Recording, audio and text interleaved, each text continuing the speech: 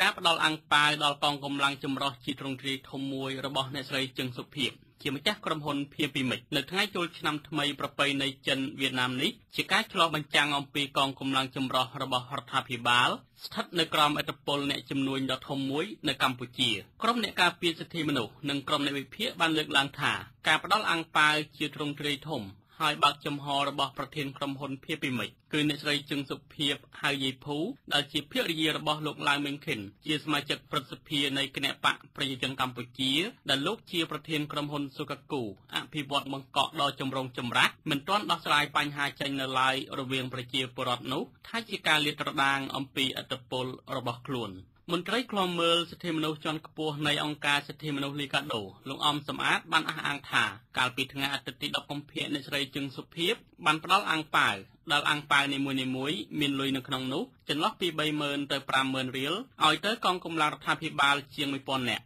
យើងមើលឃើញថាហាក់បីដូចជាកងកម្លាំងនេះការពីអផលប្រយោជន៍របស់ក្រុមហ៊ុនហើយក្រោយមកគាត់ត្រូវបានទទួលវាសការៈពីខាងក្រុមហ៊ុនមកវិញដោយសារការបញ្គុណយើងដឹងថាផ្លូវច្បាប់គឺក្រុមកងកម្លាំងនគរបាលក្តីកងរាជរដ្ឋាភិបាលគឺ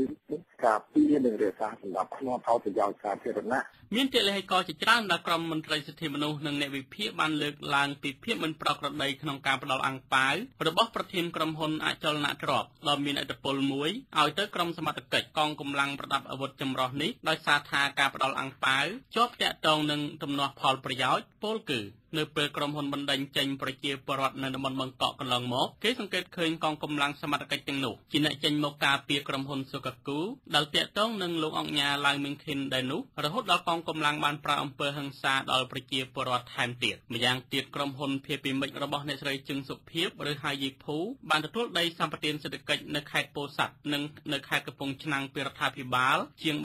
315,000 ហិកតាដែលផ្ទៃដីទាំងនេះមួយចំនួនប៉ះពាល់ទៅលើដីប្រជាពលរដ្ឋហើយប្រជាពលរដ្ឋមានការតវ៉ាជាបន្តបន្ទាប់កាសែត The Cambodia Daily បានចុះផ្សាយនៅថ្ងៃទី11កុម្ភៈបានស្រង់សម្ដីមន្ត្រីកងរាជអាវុធហត្ថជាច្រើនអ្នកបានទៅទទួលអាំងប៉ាវពីអ្នកស្រីជឹងសុភីនៅគេហដ្ឋានផ្ទាល់របស់គាត់ក្នុងខណ្ឌដូនពេញកាលពីថ្ងៃទី10កុម្ភៈមន្ត្រីកងរាជអាវុធហត្ថនោះបានឲ្យដឹងថាការផ្ដល់អាំងប៉ាវនេះជាការដឹងគុណដល់ក្រុមសមត្ថកិច្ចពីព្រោះថាកងកម្លាំងរបស់ពួកគាត់ជួយអ្នកស្រីជឹងសុភីនៅពេលមានបញ្ហាមិនថានៅទីក្រុងភ្នំពេញឬនៅតាមបណ្ដាខេត្តនោះទេលោកបញ្ជាក់ថាអ្នកស្រីជឹងសុភីស្រឡាញ់ចូលចិត្តមន្ត្រីកងរាជអាវុធហត្ថប្រដាប់អាវុធដោយហេតុថាគាត់ដឹងថាកងកម្លាំងរាជអាវុធហត្ថជួយការពារអ្នកស្រីបានប្រជាពលរដ្ឋឈ្មោះសុភាបានផ្ញើអ៊ីមែលមកវិទ្យុអេស៊ីសេរីនៅថ្ងៃទី11កុម្ភៈនិងភ្ជាប់ទាំងរូបថតមន្ត្រីកងរាជអាវុធហត្ថនិងមន្ត្រីនគរបាលដែរនោះថានៅក្នុងអំឡុងពេលចូលឆ្នាំចិនថ្ងៃទី2ឆ្នាំនេះដូចឆ្នាំមុនដែរនោះលោកតែងតែឃើញសមត្ថកិច្ចចម្រុះ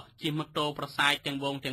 ធ្វើដំណើរទៅកាន់ផ្ទះអង្គញាឬគេហដ្ឋានមន្ត្រីជាន់ខ្ពស់រដ្ឋាភិបាលដែលជាប់ខ្សែស្រឡាយចិនដើម្បីទទួលអាំងប៉ាវប្រភពដដែលបន្តថាការផ្ដល់និងទទួលយកអាំងប៉ាវមិនមែនជាអំពើល្អទេតែបើសិនជាទទួលបានប្រាក់បៀវត្សសមរម្យប្រសើរជាងលោកបញ្ជាក់ថាធម្មតាមនុស្សក៏គិតពីកិត្តិយសដែរមិនដើរសុំលុយគេតាមផ្ទះទាំងវងដូចហេតុកថានិទានក្នុងនាមពួកគេជាមន្ត្រីរាជការលោកបន្តថាលោកមិនបន្ទោសសមត្ថកិច្ចទេតែលោកបញ្ជាក់ថាបើក្រពះឃ្លានបញ្ហាដែលត្រូវគិតមុនគឺបញ្ហាក្រពះមិនមែនសេចក្តីថ្លៃថ្នូរទេទាក់ទងទៅនឹងបញ្ហានេះអនុប្រធានក្រុមស៊ើបអង្កេតនៃសមាគមសិទ្ធិមនុស្សអាត6លោកច័ន្ទសវេតបានសង្កត់ធ្ងន់ថាការផ្ដល់អាំងប៉ាវដល់កងកម្លាំងរាជអាវុធហត្ថនេះជាការសូកប៉ាន់ឬយ៉ាងណាលោកច័ន្ទសវេតអះអាងថាកងកម្លាំងត្រូវតែស្ថិតនៅក្នុងភាពឯករាជ្យរបស់ខ្លួននិងស្ថិតនៅក្រោមមេបញ្ជាការរបស់ខ្លួនដែលជាកងកម្លាំងរបស់រដ្ឋាភិបាលធ្វើការដើម្បីការពារផលប្រយោជន៍សាធារណៈមិនមែនស្ថិតនៅក្រោមឥទ្ធិពលរបស់ក្រុមឈ្មួញអ្នកមានអំណាចនេះទេនៅពេលដែលមានក្រុមហ៊ុនឬក៏អ្នកមានអ្នកបាននោះគាត់យកមកប្រើប្រាស់ដើម្បីឲ្យធ្វើការការពារឬក៏ធ្វើបំលាញបំភ័យឲ្យអ្នកក្រីក្រដទៃផ្សេងទៀតខ្លាចឬក៏ចូលរួមជ្រុំជ្រែងអ្នកមាននោះឲ្យកាន់តែមានទៀតអាហ្នឹងវាជារឿងអយុត្តិធម៌សង្គមដែលសង្គមស៊ីវិលយើងបានកំពុងទាមទារហើយឆ្លើយតបទៅនឹងបញ្ហានេះមន្ត្រីនាំពាក្យនៃទីស្តីការគណៈរដ្ឋមន្ត្រីលោកផៃស៊ីផានមានប្រសាសន៍យ៉ាងខ្លីថាការផ្ដល់អាំងប៉ាវនៅថ្ងៃចូលឆ្នាំចិនវៀតណាមជាការសម្ដែងនៅទឹកចិត្តមនុស្សធម៌តាមប្រពៃណីរបស់ចិនក៏ប៉ុន្តែអ្វីជារូបភាពហាក់បីដូចជាមិនសមដូច្នេះគួរតែរៀបចំទៅជូនទៅតាមអង្គភាពទៅវិញទៅដើម្បីការផ្ដល់នេះជាការផ្ដល់ដល់បុគ្គលគឺមិនមែនផ្ដល់ទៅ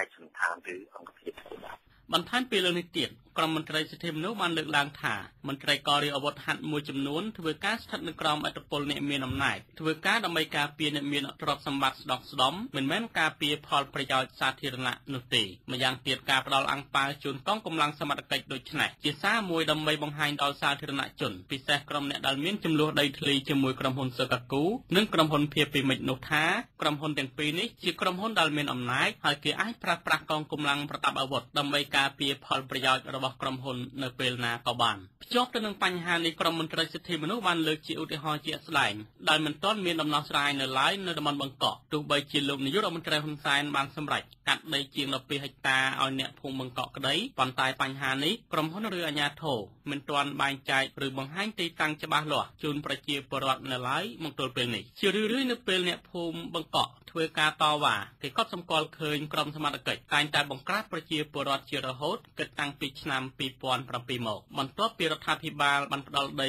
វិនិយោគនៅតំបន់បង្កក់ឲ្យទៅក្រុមហ៊ុនស៊ើកាគូអភិវឌ្ឍន៍នោះម្យ៉ាងវិញទៀតអ្នកវិភាគបានពន្យល់ថាម្ចាស់ក្រុមហ៊ុនឯកជនធ្វើដូច្នេះជាការបង្ហាញអំពីឥទ្ធិពលនិងសក្តានុពលរបស់ខ្លួនឲ្យសាធារណជនឃើញកាន់តែច្បាស់ថែមទៀតថាក្រុមហ៊ុននេះមានទំនាក់ទំនងជិតស្និទ្ធជាមួយកងកម្លាំងប្រដាប់អាវុធដែលគេរំពឹងថាកងកម្លាំងប្រដាប់អាវុធមួយចំនួននោះអាចការពារផលប្រយោជន៍របស់ក្រុមហ៊ុនទោះបីក្នុងកលៈទេសៈណាក៏ដោយអ្នកវិភាគឯករាជ្យលោកបណ្ឌិតសុកទូចមានប្រសាសន៍ថាការផ្ដល់អាំងប៉ាវនៅថ្ងៃចូលឆ្នាំចិននេះជាការផ្សារភ្ជាប់វប្បធម៌ចិនដល់កម្ពុជាប៉ុន្តែការផ្ដល់អាំងប៉ាវដល់កងកម្លាំងប្រដាប់អាវុធដូចនេះមិនមែនជាការឆ្លោះបញ្ចាំងក្នុងន័យមនុស្សធម៌ទាំងស្រុងនោះទេតែជាការផ្ដល់តាមបែបការទិញទឹកចិត្តបង្ហាញដើម្បីឲ្យសាធារណជនឬក៏គ្រប់ស្រទាប់នយោបាយដឹងថាអ្នកឯងឥទ្ធិពលរបស់គេអញ្ចឹងគេផ្ដល់លុយគេបានដោះស្រាយរាល់បញ្ហាដែលកើតមានឡើងអញ្ចឹងទេអ្នកដែលចង់ប៉ះពាល់ពួកគេវាមានឥទ្ធិពលអញ្ចឹង